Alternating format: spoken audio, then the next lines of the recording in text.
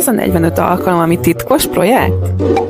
Már megint leskelődsz, nincs itt semmi titok, vérplazmát adok. 45-ször? Az nem kevés, miért csinálod? Egyrészt mert segíteni jó, másrészt az éves juttatás most 52 000 forinttal nőtt, így annak függvényében, hogy melyik központban mész, 679.500 és 814.500 forint közötti összeget vihetsz haza. Wow, ez már a nyaralására, vagy akár egy régebbi használt autóé. És ez még nem minden, a hűségprogram mellett 3 jó érvem is van.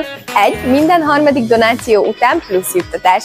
2. Extra készpénzes kifizetések.